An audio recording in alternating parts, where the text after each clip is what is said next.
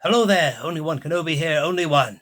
And this is the last of the Bad Batch figures, and very dark, and it's different again. So all these four figures that you can get, starting with Rex with the poncho there, and then you've got Grey and Ballast, nice figures, nice with their helmets off. If you haven't seen those videos, do check them, because there's a little bit of waffle, which I might touch upon again, about the helmet size and the fact that that's now been rectified by Hasbro, and how I display them and why.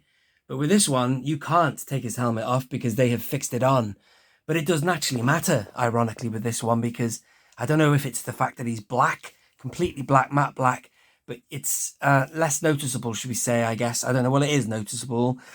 You know, you can see it's one of those supersized helmets, but it's just a bit more subtle because it kind of, everything blends in because of the fact that it's all the same color. But I will go firstly into the figure.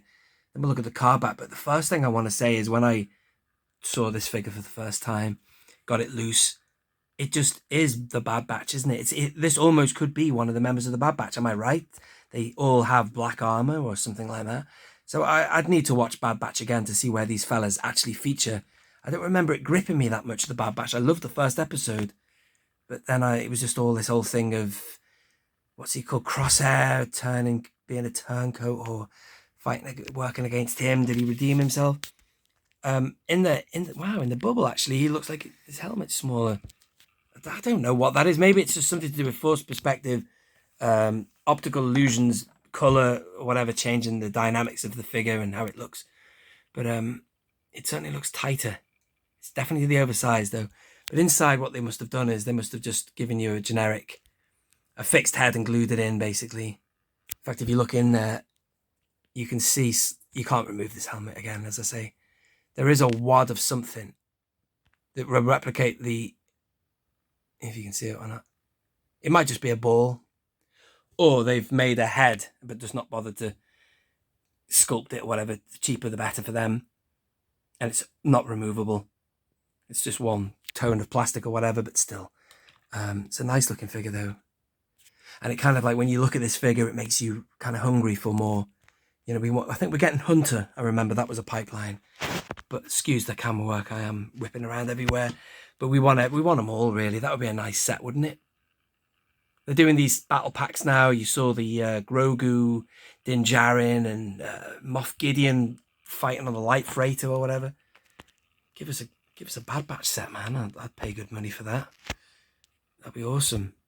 Box them all off in one go. Actually, no, what am I talking about? Those sets with the figures loose, we want them carded, don't we? But yeah, so it's quite a dark card back, very animated looking.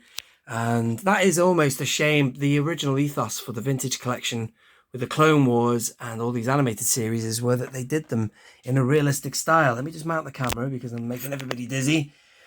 Let me give you an example of that. You see, with this, you know, you see what it would have been like to see Hayden Christensen in that era. And then that's all you really got. But then certain figures like this Clone Trooper, and the Jesse that's coming out, which everyone is up in arms with because it's the wrong tone of yellow, that looks more like a cartoon than anything. I think they should have, I don't know, made it look more like a real 501st. Like this one, although one can argue that none of them were real because they weren't. They were all CGI. But you know what I'm saying? Just a bit more dirt and grit of real world.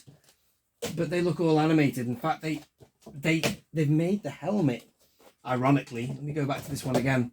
The helmet looks bigger as it does in the animation series, which actually legitimizes and makes them get away with these ridiculously oversized helmets for the last time. But thankfully, they're making the Phase 2 again, which is good news. And they're going to redo it and make it slender, like our friend here, the VC45. I am shooting all these videos in the same evening, and I feel like I'm going around in circles repeating myself. But I do encourage you to look at the other videos where I talk a bit more in detail about certain things. But yeah, I'm looking forward to the future of the Clone Trooper, the Phase 2. It's taken a long time, but finally they're going to do it. But they should have done it already. Damn it, man. They had their chance in 2019 with the 500...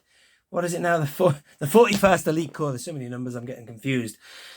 Thank you very much for watching that. That really is a quick shot, but still, it's worth covering it to move on. This VC211, I believe. Yes, indeed, it is. And I look forward to doing VC212. I can't even tell you what that is at the minute, but I will find out and go and shoot that shortly. This has been Only One Kenobi. Only one. out.